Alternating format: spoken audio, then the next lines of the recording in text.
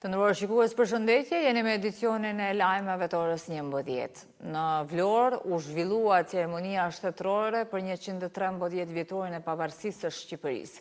Para monumentit të pavarësisë u vendosën kurora me lule dhe u interpretua himni kombëtar. Të pranishëm ishin krerët më të lartë të shtetit shqiptar dhe të Kosovës, përfshirë presidentin Bajram Begaj, kryeministrin Edi Rama dhe presidenten Vjosa Osmani. Homazhu u zhvilluan edhe tek varri Ismail Bej Vlorës, duke nderuar kontributin e tij në themelin e shtetit shqiptar. Për aktivitetet në ditën e shpalljes së pavarësisë së Shqipërisë, flasim tani me kolegen nga Radio Televizioni Shqiptar, Afrovita Hysaj. Afrovita, nëse më dëgjon, përshëndetje, lutem na thuaj cilat janë aktivitetet kryesore që shënojnë këtë ditë në Shqipëri. Sparim lejoni ta nis me një urim përfshirë këtu të gjithë shtetasit shqiptar nga ku do ndodhen nga diaspora për 113 vite pavarësitë të shtetit shqiptar, dhe së dyti dua me patjetër të falenderoj edhe këtë herë të gjithë shqiptarët e Kosovës që edhe një vit tjetër i dhanë gjallëri e festës së pavarësisë pikërisht në sheshin e flamurit në qytetin e Vlorës. Ishin të shumtë vizitorët dhe mbizotronin edhe këtë herë shtetasit shqiptar të Kosovës, të cilët kishin zgjedhur dhe kishin ardhur posaçërisht për të festuar e për të bashkuar kësaj dite të shenjtë për të gjithë kombin shqiptar. Festa në fakt në Vlorë ka nisur prej ditës së djeshme, ku ka pasur një sër aktivitetesh kryesisht kulturore me tematikë argëtimin e të gjithë vizitorëve, por mbi të gjitha dhe për shpalosin e të gjithë traditës shqiptare, qoftë në valle, në këngë, në ushqim, e duke vijuar më pas me tematikën historike për përcjelljen e informacioneve sa i takon historisë së themelimit të shtetit shqiptar dhe të firmtarëve po ashtu. Duke vijuar ditën e sotme me ceremoninë zyrtare mbajtur në orën 10, pikërisht në simbolin e shtetit të pavarur shqiptar, pikërisht në sheshin e flamurit, aty ku është vendosur dhe busti i pavarësisë, kanë qenë prezent autoritetet më të larta shtetërore të qeverisë së Shqipërisë dhe asaj të Kosovës, kryeministri Rama, presidenti i Shqipërisë Bajram Begaj, Vjosa Osmani, presidentja e Kosovës dhe sigurisht delegacione përfshirë këtu edhe ndërkombëtarët dhe një numër të lartë të antarëve të parlamentit të Shqipërisë.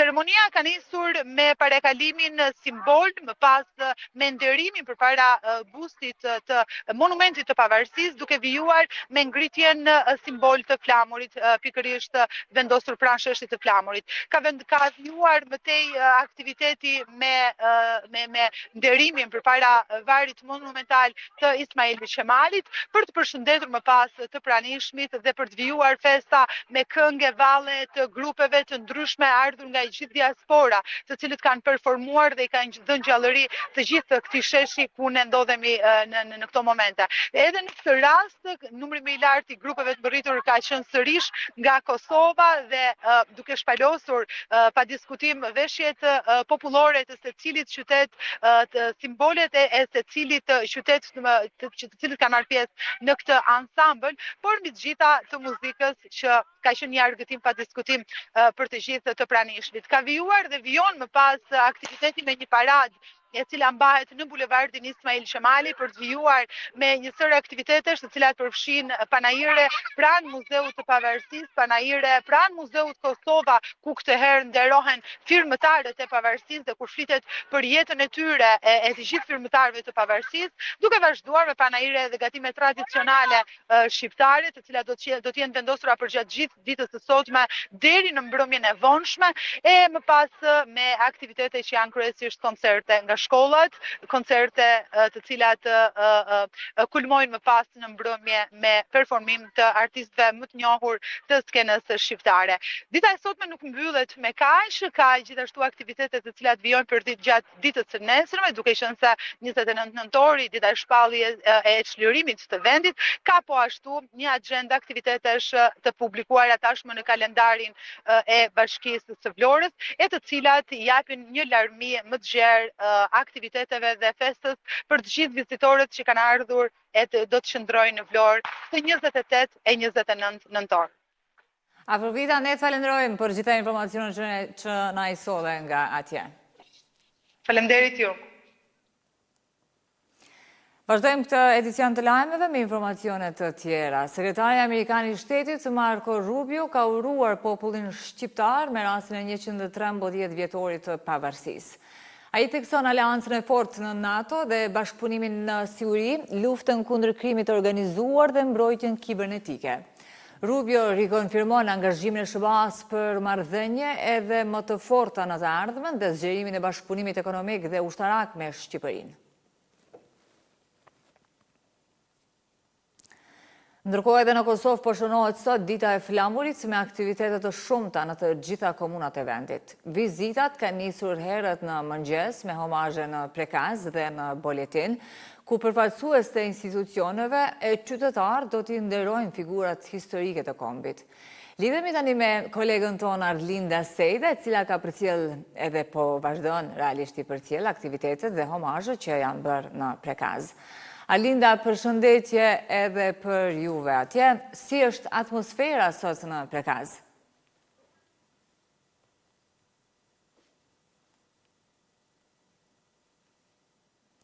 Dhe të presim ndëruar shikues për pak qaste, sa po lidhja të jetë në rregull për të kuptuar më shumë atmosferën dhe gjithçka që po ndodh sot në Prekaz. Sigurisht do të vazhdojmë këtë edicion të lajmeve e gjatë këtij edicioni do të provojmë që të lidhemi edhe një herë me kolegen Arlinda Sejda, cila është aktualisht në Prekaz. Angazhia më dihet që tani e kemi kolegen Arlinda Sejda. Arlind, përshëndetje edhe një herë, nëse po arrin të më dëgjosh.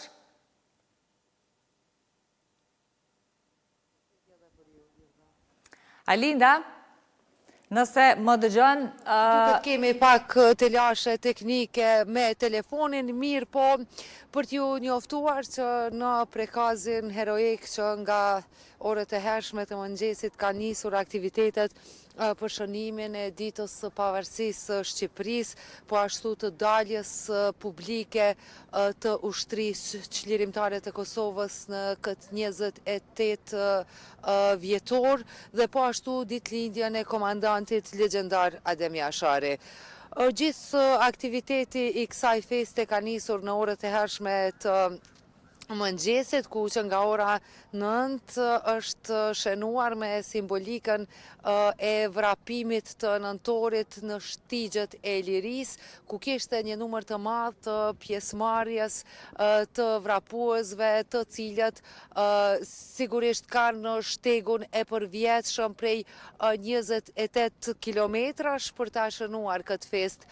Nuk ka munguar as ardhja për homazh dhe nderime, qoftë e krerëve institucional e të përfaqësuesve të partive politike. Kryeparlamentari Dimal Basha së bashku me përfaqësues të lëvizjes vetëvendosje ishte këtu tek memoriali i varrezave në Prekaz, nga ku uroi festën e 28 nëntorit, derisa vuri në pa të gjitha simbolika tjera që përcjellin këtë fest, duke uruar gjithë shqiptarët kudo që janë. Njëkohësisht për homazh ishin edhe përfaqësues të Partisë Demokratike të Kosovës, njëkohësisht edhe ish ushtare bashkëluftëtar të komandantit legjendar Adem Jashari, ku së bashku me krerët organizatës veteranëve të luftës ishin për të bërë homazhe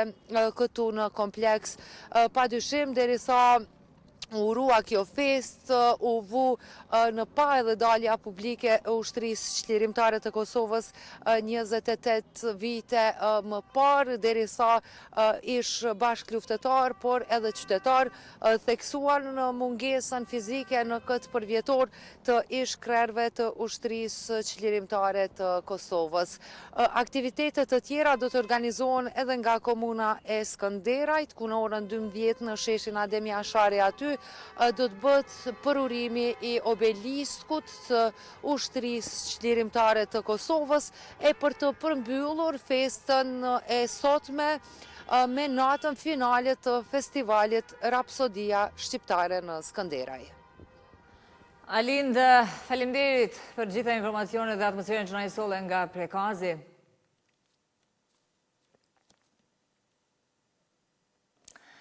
Në këtë ditë feste, presidentja Vjosa Osmani përkujtoi 4 ngjarje që përbëjnë boshtin e krenarisë kombëtare. Ditën e flamurit, pavarësinë e Shqipërisë, lindjen e komandantit legjendar Adem Jashari dhe daljen e parë publike të UÇK-s.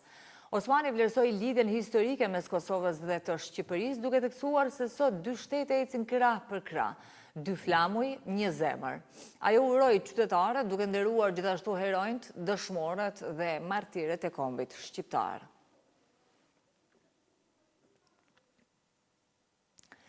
Kryeministri në detyrë Albin Kurti në mesazhin e tij për 28 nëntorin, ditën e flamurit, thekson lidhjen historike të kësaj date me pavarësinë dhe lirinë e shqiptarëve. Ai kujton ngritjen e flamurit në Kruj, shpalljen e pavarësisë së Shqipërisë në Vlorë, lindjen e Adem Jasharit në Prekaz dhe aktivitetet e UÇK-s në vitin 1997. Natyrisht, si këmbë evropian, syti kemi të kthyer ka e ardhmja, ka një nëntor i tretë që duhet të vijë nëpërmjet përpjekjeve tona, punës dhe përkushtimit ton të vazhdueshëm, theksoi ai. Kurti fton qytetarët të përkujtojnë kontributin e brezave të kaluar dhe të punojnë për një të ardhmë të lirë, duke uruar 28 nëntorin, ditën e flamurit. Kryetari i Partisë Demokratike të Kosovës Bedri Hamza tha se 28 nëntori mbush shqiptarët me krenari.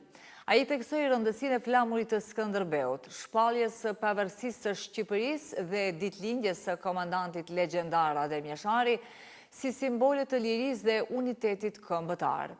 Hamza bëri thirrje për festim me dinjitet dhe për kushtim ndaj të ardhmës prosperuese të shqiptarëve.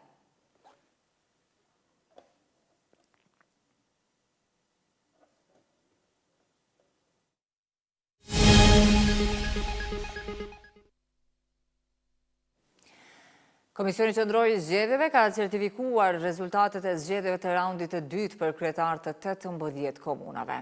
Ndërkohë, në kuadër të përgatitjeve për zgjedhjet e parakohshme parlamentare, Komisioni Qendror i Zgjedhjeve ka marrë vendim për miratimin e qendrave të votimit për votimin jashtë vendit, i cili do të mbahet me 27 dhjetor, një ditë para ditës së zgjedhjeve në Kosovë.